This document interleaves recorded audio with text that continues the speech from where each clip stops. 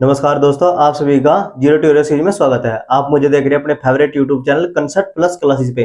Concept plus classes पे क्या है, कोई भी कंसेप्ट हो बिल्कुल आसान से जो है क्लियर किया जाता है। आप सभी को पता ही है कि हमने बिल्कुल बेसिक से यानी बिल्कुल जीरो लेवल से इंग्लिश सीखने के लिए हमने क्या है जीरो टू हीरो सीरीज की जो हमने शुरुआत कर रखी है। जीरो टू हीरो सीरीज का हमने डे 10 में क्या कवर किया कि इसमें हमने जो प्रेजेंट इंडेफिनिट टेंस तो था कंप्लीटली हमने उसका पढ़ लेते हैं। रूल्स या जो भी बेसिक वगैरह थे उसके हमने सब चीज हमने कवर कर ली प्रेजेंट इंडेफिनिट टेंस की। आज हम करते हैं जीरो टू हीरो सीरीज की डे 11 की शुरुआत। डे 11 हम करेंगे पास्ट इंडेफिनिट टेंस की कि उसकी हम पहचान कैसे करें। जैसे हिंदी में लिखे हुए हैं पास्ट इंडेफिनिट्स के, अगर आपको वाक्य लिखे हुए मिल जाए तो हम उसकी पहचान कैसे बनाएंगे और कैसे हम इंग्लिश में इनको जो है ट्रांसलेट करेंगे। आज हम यही सीखेंगे। अब सबसे पहले पढ़ते हैं हम रूल। रूल यानी इसका पहचान। पहचान क्या है? वाक्य के अंत में ता था, ती थी, ते थे, आ, ई, ए आदि शब्द आते हैं। वह टेंस जो है हमारा past indefinite tense. Past indefinite tense जो हमारा कहलाता है, ये इसकी पहचान होगी। पहचान तो हमने पहचान लिया कि अगर वाक्य के अंत में ता था, ती थी, ते थे या आ, ई आदि शब्द आ जाए तो यह टेंस जो है पास्ट इंडेफिनिट टेंस में चले जा। फिर इसका पढ़ते हैं हम सिंपल रूल। सिंपल रूल या फिर अफर्मेटिव रूल। अफर्मेटिव अगर सिंपल वाक्य आ जाए या मतलब अफर्मेटिव के वाक्य आ जाए या सिंपल वाक्य आ जाए तो हम उसके क्या इंग्लिश में हम उसे कैसे ट्रांसलेट करेंगे। तो सिंपल या अफर्मेटिव रूल कहता है कि कर्ता दोनों वचनों के साथ वर्ब की सेकंड फॉर्म में क्या लगाएंगे कि उसके वर्ब की सेकंड फॉर्म का प्रयोग करते हैं। यानी कर्ता दोनों वचनों के साथ या मतलब हमारा एक वचन हो या हमारा बहुवचन हो, यानी सब्जेक्ट हमारा सिंगुलर हो या हमारा सब्जेक्ट प्लूरल हो, तो दोनों के साथ जो वर्ब है नी वर्ब के हम सेकंड फॉर्म का प्रयोग करेंगे। ये इसका जो है सिंपल रूल यानी अफर्मेटिव रूल है।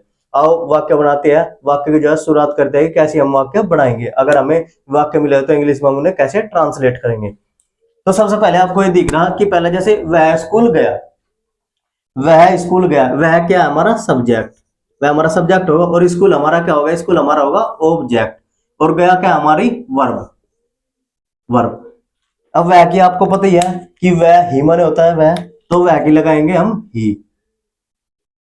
फिर आता है गया। जाना की हो गो, गो माने जाना हो और गो की जो सेकंड फॉर्म हो वो होती है वेंट और थर्ड फॉर्म होती है गोन। लेकिन हमें इसमें सेकंड फॉर्म का यूज करना। सेकंड फॉर्म क्या होती है गो की? वेंट।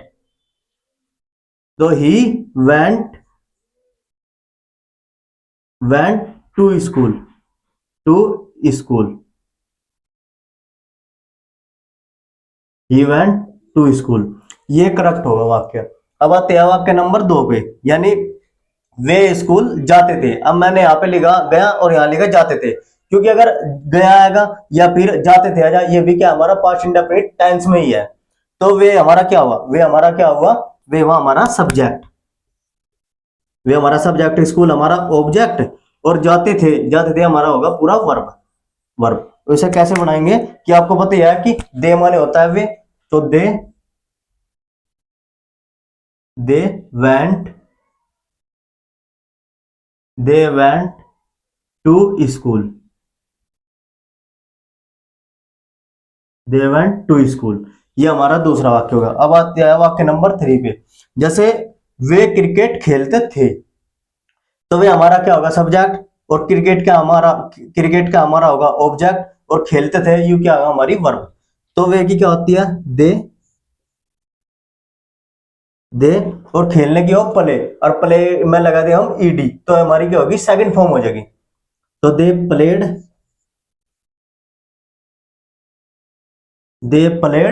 क्रिकेट।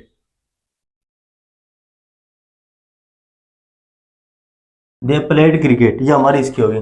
अब आते हैं हम वाक्य नंबर 4 पे। जैसे क्या है, उसने मुझे बुलाया।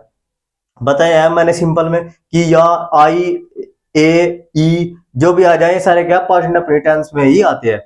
तो ये तो होगी पहचान। अब हम बना रहे सिंपल यानी अफर्मेटिव। तो क्या है? उसने मुझे बुलाया, तो उसने उसने क्या हुआ? उसने होगा हमारा सब्जेक्ट। उसने हमारा होगा सब्जेक्ट और मुझे बुलाया, मुझे की क्या होगी? ऑब्जेक्ट। ऑब्जेक्ट और बुलाया क्या होगा? हमारी वर्ब। और आपको पता ही है कि जैसे भी हम कोई इंग्लिश में नहीं कोई वाक्य हम ट्रांसलेट करते हैं इंग्लिश में, तो subject plus verb plus object, इस तरीके से हम रूल के अकॉर्डिंग जो है वाक्य को इंग्लिश में ट्रांसलेट करते हैं। तो उसने की क्या होती है? ही। और बुलाने की हो कॉल, कॉल में लग जाएगा ईडी, तो होगी सेकंड फॉर्म। तो ही कॉल्ड, और मुझे की होती है मी, मी जो कि आई का ऑब्जेक्ट है।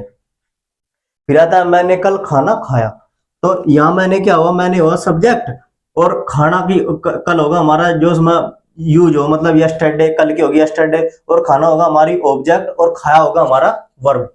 तो मैंने की होगी आई, आई, और खाना, खाना की यानी जो खाया, खाया की होती है एट, एट माने होता है खाना, मतलब जो हम खा रहे, और खाना होगा अलग, खाने को कहते हैं हम फूड। तो खाया, खाया की होगी एट, ई ए टी, और इसकी जो सेकंड फॉर्म होगी वो होगी ए टी ई, एट। खाने की होगी इट, इट माने खाना होता है जो हम खावे, तो ए टी ई, ये हो गया हमारी एट माने होता है ईट की फॉर्म, जो मतलब खाया होता है। और खाया क्या होगा, खाना खाया, I ate food, F double O D food, yesterday, Y E S T E R D A Y, yesterday. ये होगी यस्टरडे जो कि कल की, यानी पास्ट में अगर कल के लिए यूज करेंगे, मैंने आपको समझाया था शुरू में कि यस्टरडे यूज करेंगे पास्ट में, Y E S T A R D Y, yesterday. इस तरह से हमने क्या है, पास्ट इंडेफिनिट टेंस हमने जो है इसमें इसका सिंपल रूल हमने जो है कवर कर लिया।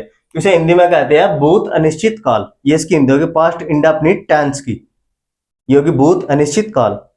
आज हमने यही सीखा कि इसका simple rule, past indefinite tense का जो है सिंपल रूल जो है, कैसे हम उसके जो वाक्य दिए हुए हो उन्हें इंग्लिश में हम कैसे ट्रांसलेट करेंगे। आज हमने इस तरीके से वाक्य बनाने सीखे। आज के लिए इतना ही। Thanks for watching. Next video देखने के लिए लाइक और चैनल को सब्सक्राइब करें। थैंक्स।